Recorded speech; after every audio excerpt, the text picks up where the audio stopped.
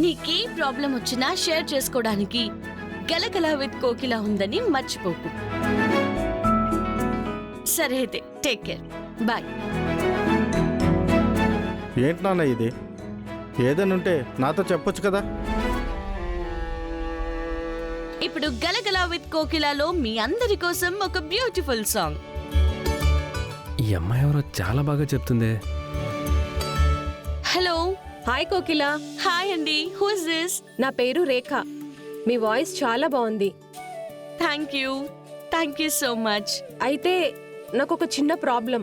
ఓ, ఏంటబ్బా అందరూ ప్రాబ్లం అంటున్నారు? సరే చెప్పు, ఏంటి నీ ప్రాబ్లం? నాకు నిన్ననే పెళ్లి చూపులయ్యాయి. ఓ వావ్, సూపర్. అయితే ఆ అబ్బాయి బాగున్నాడా? అందంగా ఉన్నాడా? మంచి హైట్, కలర్ ఉన్నాడా? మీకు నచ్చాడా? అన్నీ బానే ఉన్నాయి కానీ నాకెందుకో తను కరెక్ట్ కాదనిపిస్తుంది. ఓ, ఇంతేనా? అబ్బాయిని క్యాలిక్యులేట్ చేయడానికి మనమేం పుస్తకాలు చదవక్కర్లేదు రేఖ. పెళ్లి చూపుల్లో అమ్మాయిని చూడగానే మీరు చాలా అందంగా ఉన్నారు, మీ వాయిస్ చాలా బాగుంది, నాతో పెళ్ళైతే మీ లైఫ్ చాలా బాగుంటుంది, మిమ్మల్ని కాలు కూడా కింద పెట్టకుండా చూసుకుంటాను, కాశ్మీర్ నుంచి కన్యాకుమారి వరకు పట్టు పరుపుల మీద నడిపిస్తాను, ఇలాంటి డైలాగులు చెప్పాడనుకో వాడిని ముందే దూరంగా పెట్టేసి. మనిషిలో జెన్యూనిటీ అతని మాటల్లో తెలిసిపోతుంది. నా పొజిషన్ ఏంటి, నాకున్న జాబ్ ఏంటి, ఎంతొస్తుంది, సేవింగ్స్ ఏంటి, నేనెలా ఉండాలనుకుంటున్నాను, మీరెలా ఉండాలనుకుంటున్నారు, ఇవి మాత్రమే మాట్లాడేవాడి గురించి ఒక్కసారి ఆలోచించొచ్చు. సో పెళ్లి చూపుల్లో నువ్వు చూసిన వ్యక్తి ఏ కేటగిరీ అనేది అతనితో మాట్లాడితే తెలిసిపోతుంది. పెళ్లి చూపులైపోతే పెళ్ళైపోయినట్టు కాదు కదా. థ్యాంక్ యూ అండి. No problem. Okay, thank you so much, bye. గలగల విత్ కోకిలలో ఇప్పుడు మీ అందరి కోసం ఒక బ్యూటిఫుల్ సాంగ్.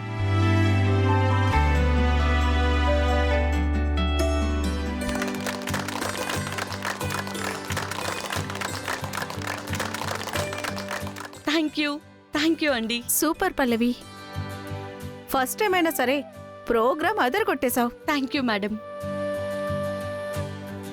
సరే మేడం, నేను ఇక బయలుదేరుతాను. సరే, రేపు ఇదే టైంకి నీ ప్రోగ్రామ్ కంటిన్యూ అవుతుంది, వచ్చేసాయి. అలాగేనండి.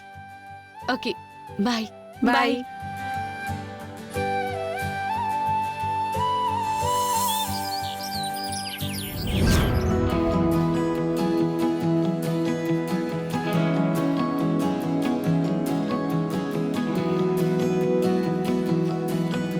పర్లేదే, ఆ బండది ఎత్తి కుదేసిన కరెక్ట్గానే సెట్ అయింది.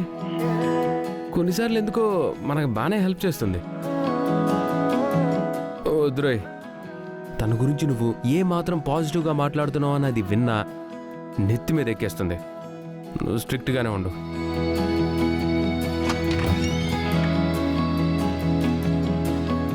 ఏనుగు పిల్ల అంటే ఇంకా నిద్రపోతుంది. రోజు ఈ టైంకి లేచి పూజ చేసేది కదా, ఇంకా పడుకుందేంటి? ఒంట్లో కానీ బాగాలేదా ఏంటి?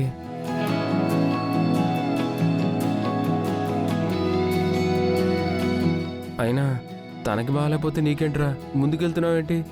ఓహో, ఒంట్లో బాగలేకపోతే హాస్పిటల్కి తీసుకెళ్తావా? చిచి, నాకేం అవసరం, నేను జాగింగ్ పోతా.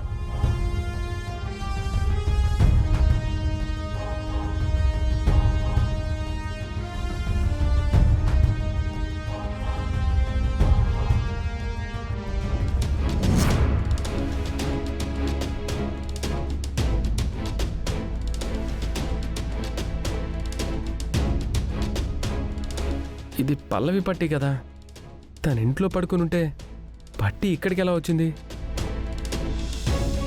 అంటే తనేమైనా రాత్రి బయటికి వెళ్ళిందా? చెప్తా. పల్లవి, ఏయ్ పల్లవి, పల్లవి.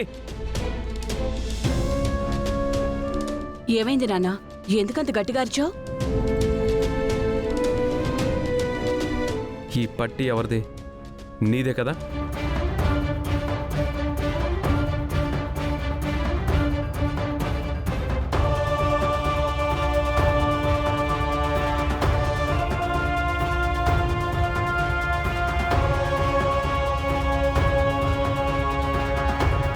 నిన్నే అడుగుతుంది. ఈ పట్టి నీదే కదా? అవునండి, నాదే. కానీ మీకెక్కడ దొరికింది? నువ్వెక్కడ పడేసుకున్నావు? అసలు ఈ పట్టీ గోలేంట్రా? ఈ పట్టి తనదేనమ్మా. ఇంటి గేటు దగ్గర ఉంది. ఇంటి గేటు దగ్గరుందా? అంటే రాత్రి మా అందరి కళ్ళు కప్పి ఎక్కడికైనా వెళ్ళావా? ఆ రాత్రిపూట అది ఎక్కడికి వెళ్తుంది? ఏ పట్టి బయటుంటే అది బయటికి వెళ్ళినట్టేనా? మనిషి లోపలే ఉంది కదా, అది బయటికి వెళితే ఎవరికీ తెలియకుండా ఉంటుందా? ఏదో దొంగను చూసినట్టు మాట్లాడుతున్నారు.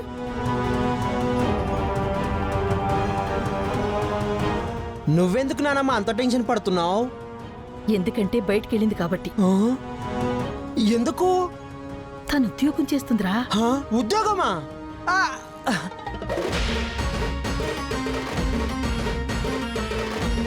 ఏమైంది చంటి? ఆహా, ఏం లేదు ఏం లేదు ఏం లేదు. అడుగుతున్నాడు కదే, నీ పట్టి గేటు దగ్గర ఎందుకుంది అంటే?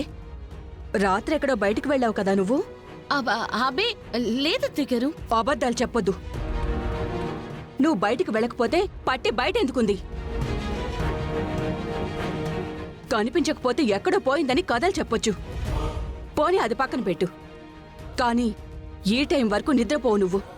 కానీ ఇంతసేపు నిద్ర లేవలేదు అంటే రాత్రంతా నిద్ర లేకుండా అయినా ఉండాలి, లేకపోతే ఆలస్యంగా అయినా పడుకుని ఉండాలి.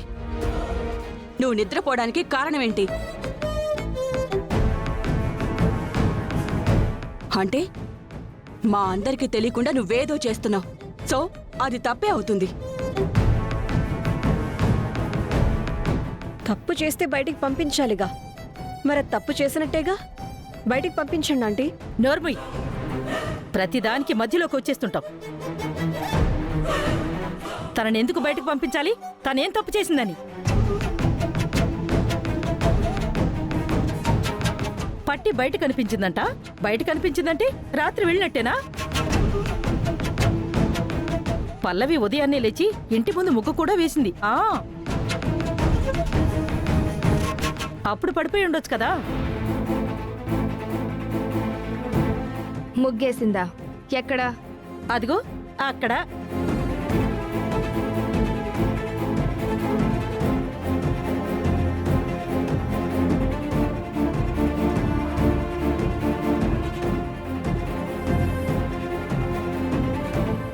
అర్థమైందా? ఉదయాన్నే లేచి ఇంటి పనులన్నీ చేసి ముగ్గులేసి ఏదో అలసటొచ్చిందని కాసేపు పడుకుంటే రాత్రి లేట్ అవడం వల్ల పడుకుంది అని ఒకళ్ళు, పట్టి బయట దొరికింది కాబట్టి రాత్రి బయటికెళ్ళిందని ఇంకొకళ్ళు ఓ తెగ నిందలేసేస్తున్నారు.